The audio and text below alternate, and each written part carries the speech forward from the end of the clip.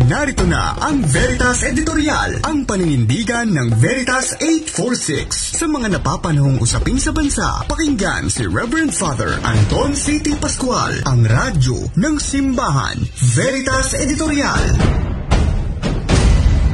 Mga kapanalig, pumasok na po ang mga bear months.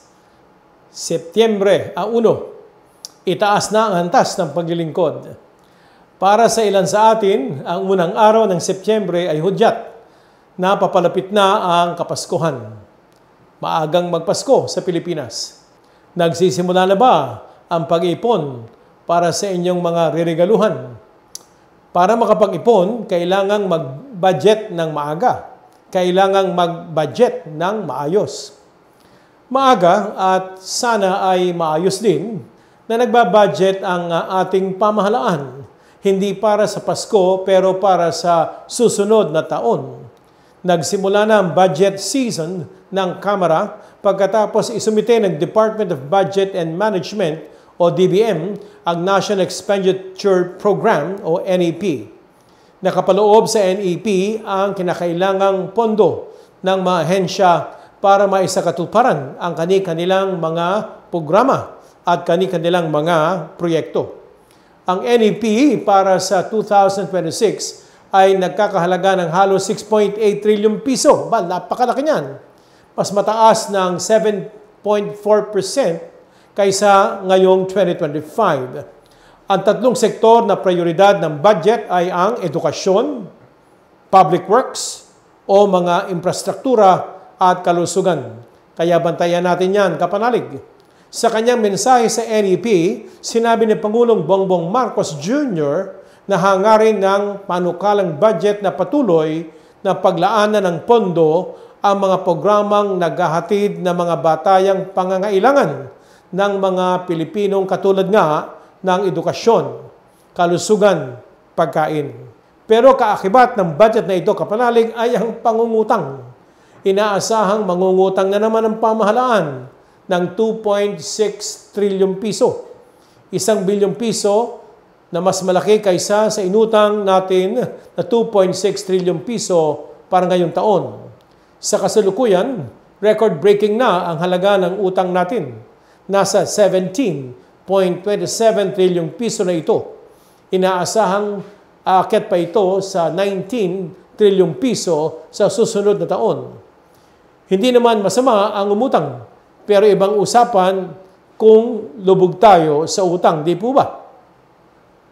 Nakakadismaya ang realidad na ito tungkol sa ating pambansang pondo.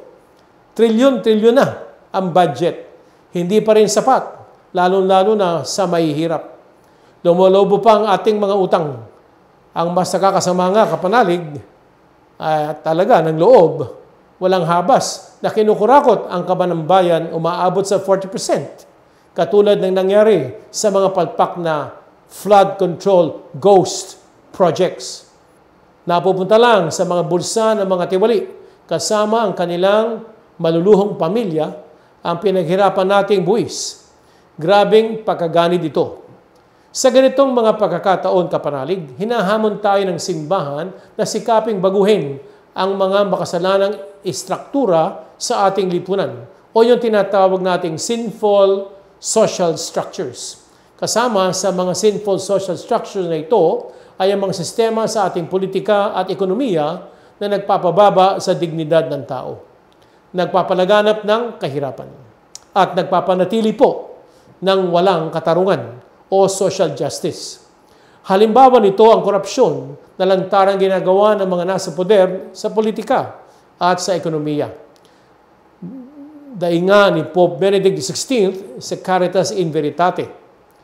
Hindi na ito bago sa atin, pero kung hahayaan nating magpatuloy ang korupsyon at tatanggapin natin ito na normal na bahagi ng pamamahala sa ating bansa, huwag na tayong umasang sasapat ang trilyon-trilyong budget ng gobyerno. Huwag na tayong umasang hindi na tayo utang para punuan ang kakulangan. Huwag tayong magtaka kung bakit palpak ang mga proyektong ipinatatayo ng gobyerno at kung bakit marami sa atin pa rin ang hindi makakain ng maayos.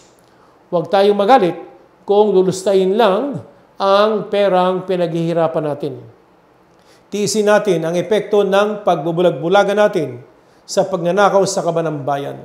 Kaya mga kapanalig, kung ayaw nating mangyari ang mga ito, maging alisto tayo o vigilant sa inihahandang national budget ngayong budget season. Sa ating mga leader naman, pinabalaan kayo ng Panginoon na huwag maging ganit at sakim. Sabi nga sa Ebanghelyo ni Lucas 12:15, mag-ingat kayo sa lahat ng uri ng kasakiman, sapagkat ang buhay ng tao ay wala sa dami ng kanyang kayamanan. Maging tapat po sana tayo, kapanalig, sa tungkuling protektahan at gamitin sa tama ang pera ng taong bayan, ang pinaghirapan ng mga Pilipino, gamitin para sa Pilipino. Tama na ang pagnanakaw nang hindi lumobo ang utang na mamanahin ng mga susunod na henerasyon ng mga Pilipino. Budget and spend responsibly. Naway makonsensya, kapanalig, ang mga nagpapasya sa gobyerno. Bantayan natin ang budget na ito for 2026 at nawa ang budget na ito ay madama ng ating mga kababayan, lalo-lalo na sa antas ng edukasyon, antas ng kalusugan, antas ng infrastruktura at pagkain sa mesa.